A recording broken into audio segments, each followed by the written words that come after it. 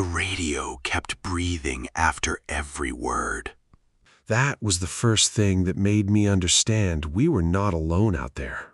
Every time I keyed the mic to call dispatch, something on the other end inhaled with me. Then, from the speaker clipped to my shoulder, came the voice of a boy we'd been searching for since morning. He said, "Tell my mother I found the ranger station." Only there had never been a ranger station on that side of the mountain. And the boy had been missing for 17 years. I'm not telling this because I want attention. Men like me spend our whole lives making reports shorter, cleaner, easier to file. We shave off anything that sounds like fear, because fear gets laughed out of government offices. But I'm running out of places to put the truth. Back then, I was working seasonal law enforcement in the Smokies, mostly on the Tennessee side. This was February of 2003, way before smartphones or GPS units were something every hiker carried. Winter in the Smokies is a completely different country. People picture the park as green tunnels and family pull-offs.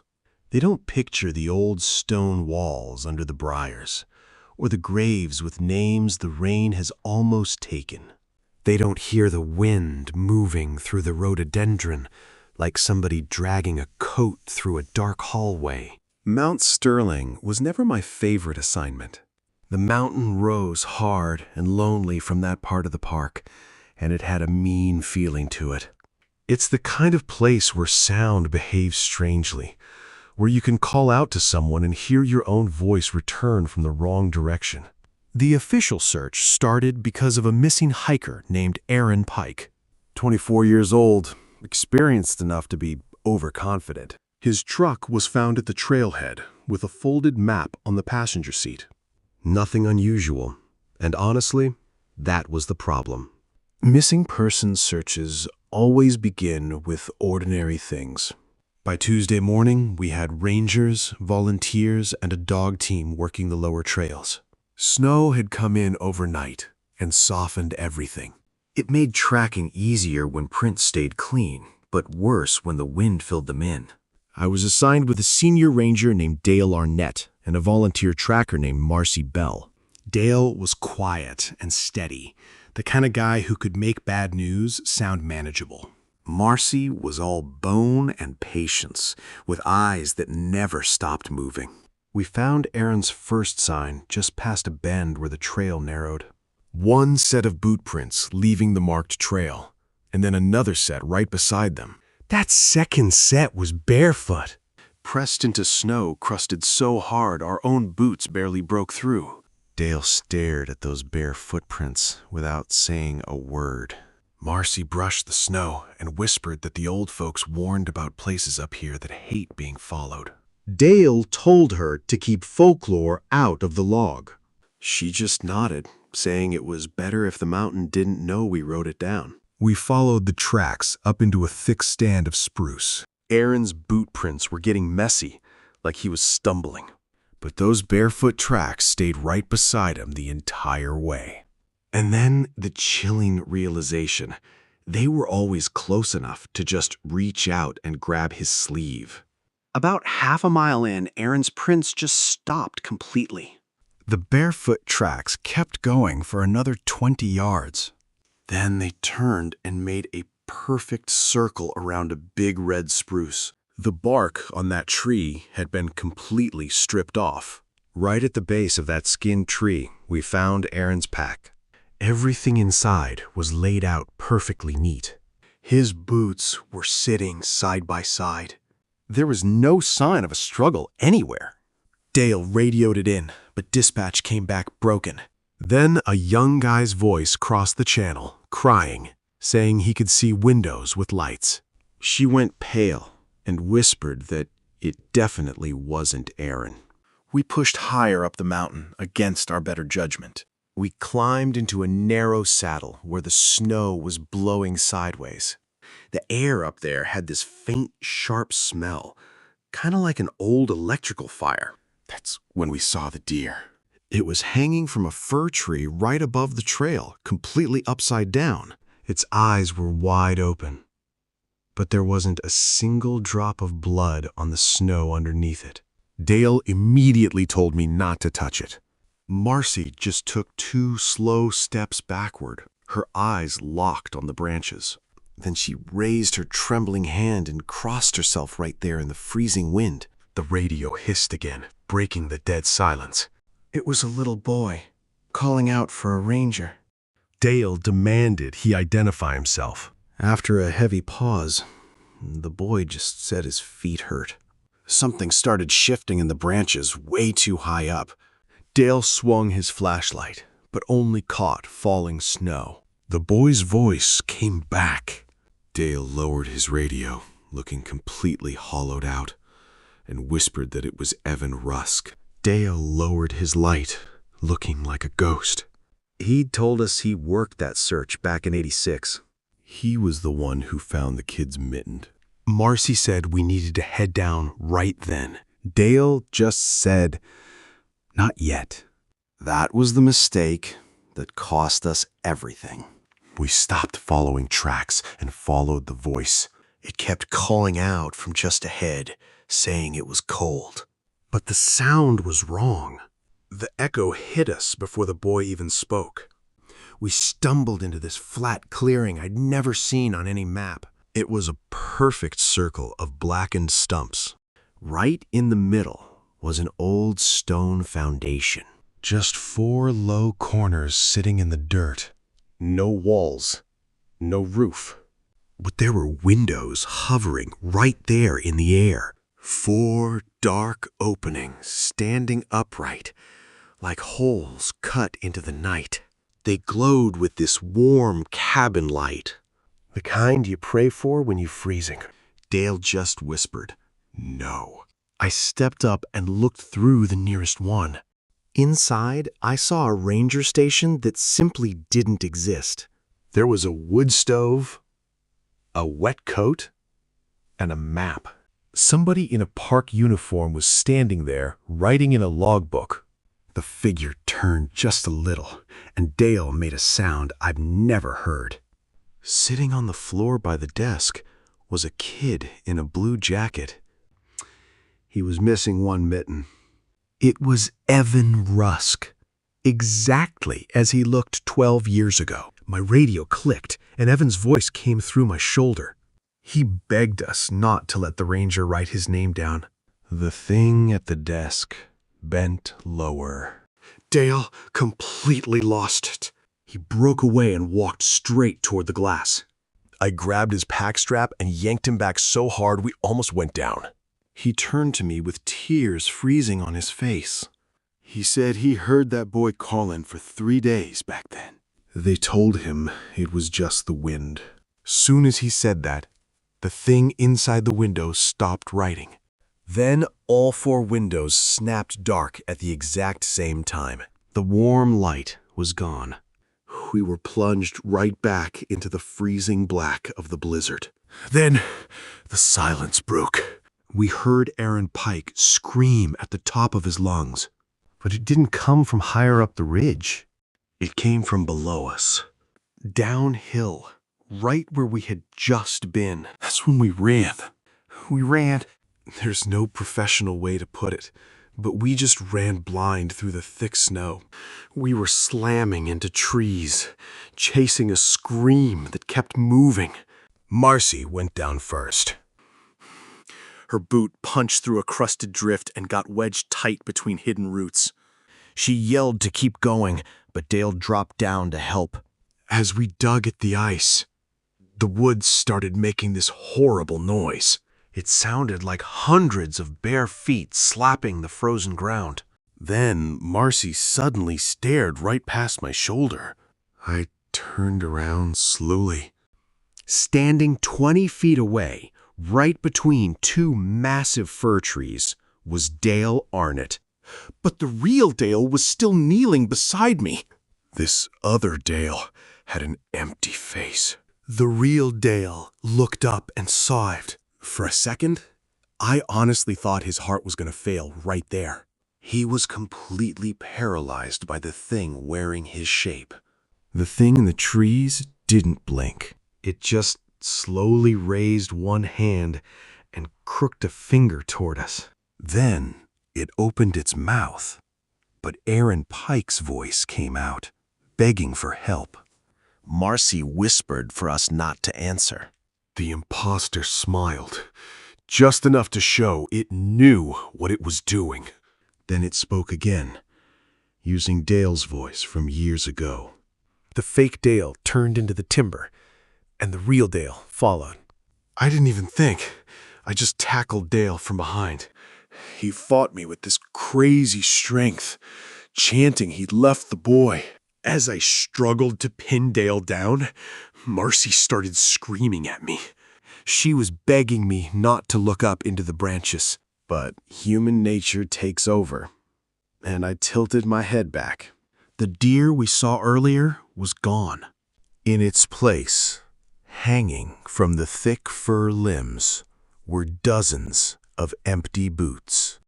They were tied by their laces, swaying in the freezing air. Then, something brushed the back of my neck. It wasn't a hand. It was warm breath in the freezing air. And my radio whispered, "Write him down." Marcy finally ripped her foot free, leaving her boot behind in the snow. She crawled over to us, grabbed Dale by the face, and slapped him. She hit him so hard, the sound actually cracked through the trees. He stopped chanting, and his eyes cleared for maybe half a second. That was all the opening we needed. So Marcy and I grabbed him by the jacket and just started dragging him downhill. We weren't heading toward the trail anymore because we couldn't find it. The forest had completely folded around us. Every direction sloped down, and every path led right back to that same skinned spruce tree. We passed that tree 3 times in the dark. Each time we circled back, more bark was missing. And something new had been placed at its base. First Aaron's license, then Evan's mitten, and finally my own nameplate. I hadn't even noticed it was missing from my jacket. Not until I saw it lying there in the snow. Before I could yell at him to leave it alone, Dale reached down and picked it up. The exact second his fingers touched the metal, every radio we had keyed at once. Dispatch, our handhelds, Marcy's emergency beacon. The speakers exploded with a chaotic flood of voices. Men, women, and children, all crying or whispering. Some gave coordinates that didn't exist or begged for water. One woman kept repeating that the windows were open, followed by a soft laugh. Then, just as suddenly as it started, every single voice stopped dead. The silence was deafening until we heard the distinct sound of a pen scratching across paper right next to us. Dale stared down at my nameplate in his trembling hand. He looked up with hollow eyes and whispered, "It keeps a log." Marcy didn't miss a beat, warning him, "Then don't give it anything true." Marcy's warning probably saved all of our lives right then, because the next voice that came through the radio wasn't a stranger. It sounded exactly like my mother. She's been dead for 6 years. She said my real full name and asked why I never came home that Christmas. There's things grief does to a guy that no amount of training can prepare you for. I knew it wasn't her. I knew that as clearly as I knew the freezing snow under my knees was real. But some old, wounded part of me turned toward the sound anyway. Before I could even take a step, Marcy slammed both her hands over my ears. She got her face right up in mine, just inches away. I didn't understand what she was doing at first. Then she shouted at me over the wind to lie to it. My mother's voice echoed out from the dark trees, asking me again. I closed my eyes and fought through the panic. I just screamed the very first false thing that popped into my head. I yelled out into the blizzard, "That is not my name." The second that lie left my mouth, the whole forest went dead silent. The wind just stopped. It felt like the massive trees around us were physically leaning back, like the mountain itself was pulling away from us in the dark. Dale didn't waste a single second of that silence. He looked down at my silver nameplate still sitting in his hand. Then he just wound up and threw it. He chucked it as hard as he possibly could, deep into the black timber. The instant it vanished into the dark, something shrieked. It wasn't in pain. It was pure, vibrating anger. The sound came from the ground, the trees, the air itself. The sheer force of it made my nose bleed. It hit so hard, it forced Dale to drop to one knee. That noise vibrated right through our bones. It was shaking the snow right off the branches above us. Beside me, Marcy let out this single sharp laugh. It wasn't funny. It was terrifying. Just the sound of someone being pushed to their absolute breaking point. As the shriek faded out, the impossible happened. Right in front of us, the real trail suddenly appeared. It cut right through the thick rhododendron. A narrow white line heading down the mountain. It had fresh blue blazes that I swear weren't there a second ago. We didn't stop to question it. And we definitely didn't look back at the dark woods. We just moved. Exhausted and freezing, we scrambled down that narrow path. We were just desperate to get off that mountain. The official report we filed was short and clinical. It stated, "We located the pack, suspended the search, and returned to command." It was a clean, professional sentence that hid everything. The report didn't mention the toll the mountain took on us. It didn't say Dale looked like he'd aged 10 years in 5 hours. He just sat in the command tent, completely hollowed out. It also left out what happened to Marcy.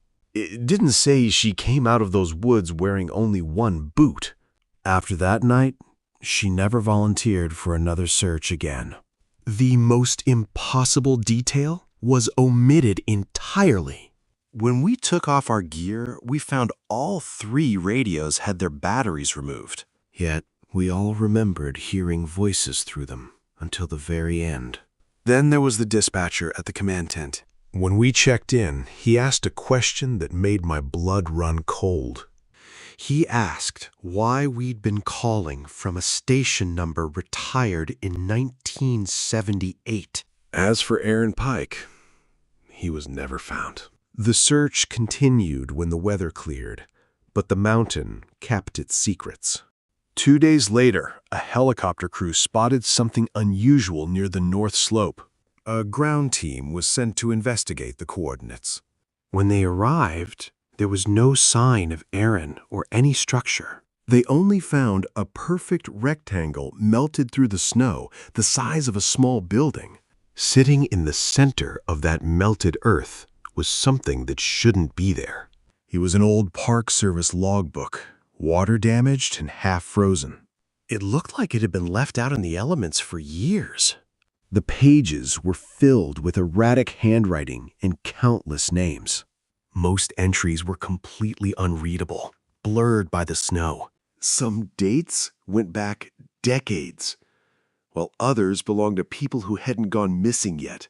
But the most chilling discovery was at the very end of the book. Dale's name was written on the last visible line. Just Dale Arnett, penned in a strange handwriting that none of us recognized. Dale retired that spring. They put it down as medical. A year later, I drove out to see him at this little place outside Newport. Soon as I pulled up, I knew something was off. He let me in, and the house was pitch black. He'd taped thick cardboard over every single window from the inside. He looked so thin, man, like he was wasting away in the dark. We sat there, and he flat out told me not to say my name out loud.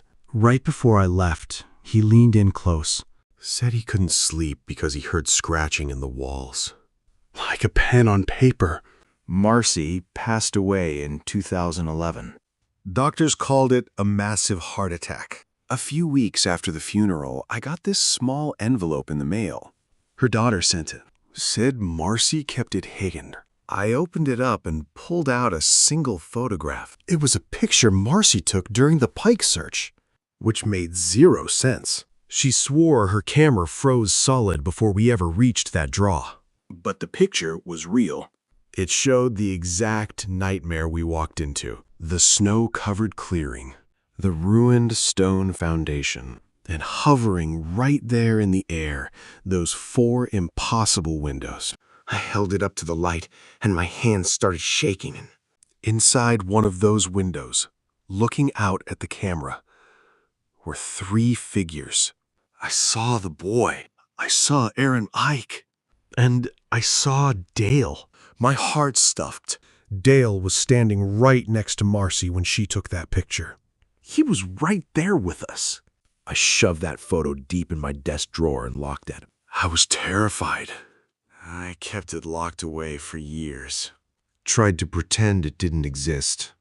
But one morning, after a bad storm, I opened the drawer. The photo was gone. All that was left was a damp stain and the smell of burned wiring.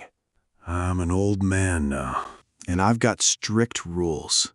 Serious warning, I don't hike above Mount Sterling. I don't answer radios that key themselves. And I never give my name to the dark, because I know what's waiting up there. Every year, the cycle just repeats itself.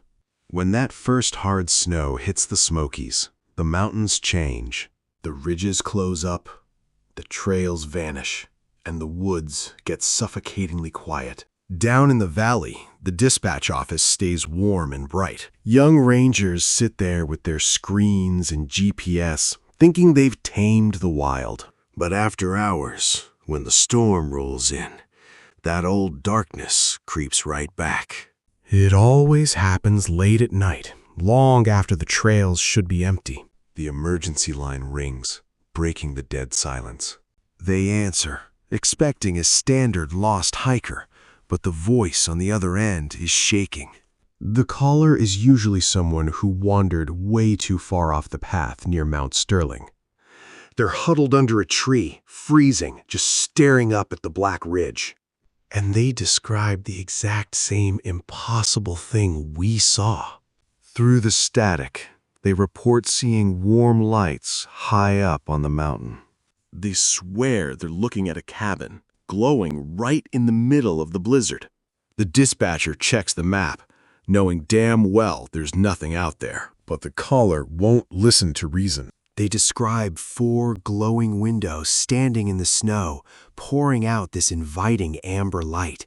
It's the Phantom Station, still waiting in that clearing, still pulling desperate people in.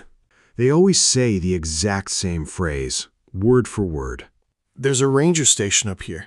They beg the dispatcher, asking if they should go inside to escape the cold. And the dispatcher has to plead with them to stay put.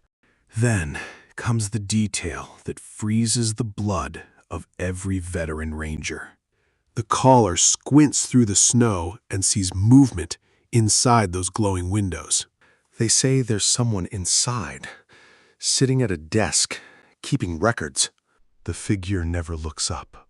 It just keeps scratching a pen across the ruined pages of that old logbook. It's logging the names of the lost, adding to a ledger that goes back decades. And the caller just watches, totally unaware. Sitting in my quiet house, miles away from the park, I sometimes imagine I can hear those calls. I know exactly what they're seeing up there. And I know the terrible price of stepping through those windows. I just close my eyes and pray they listen. I don't hike above Mount Sterling anymore. I stick to the valleys now, where the trails are clear. But even from my porch, I can see those peaks. They just stand there, beautiful and totally indifferent to us. People ask if I hate the park after everything that happened. I always tell them no. You can't hate the woods any more than you can hate the ocean. It demands your respect, and it keeps whatever we leave behind. I don't answer radios that key themselves in the dead of night. And I sure don't give my name to voices calling from the dark. I learned the hard way that some parts of this world are still truly wild. They run on rules way older than us. But every winter, without fail, the whole cycle starts over. The first hard snow comes down and just buries the paths. And someone, usually a hiker who thought they knew better, gets turned around up on that ridge. They call the park after hours, their voices shaking with cold. They report seeing warm lights high up where nothing's supposed to be. They always say the exact same thing, word for word. Like a script they don't even know they're reading. There's a ranger station up here, they say. There's someone inside keeping records.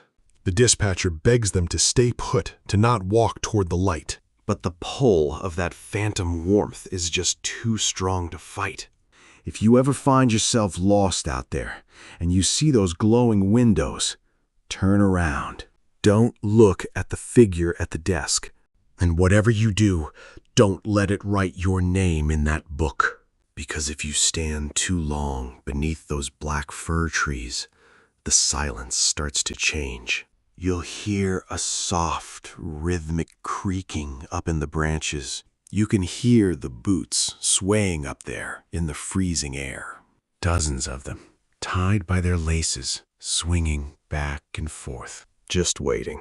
They're waiting for the rest of your body to arrive. The mountains are beautiful, but they do not forgive. So stay on the trail. Respect the dark. And never answer a voice that knows your name.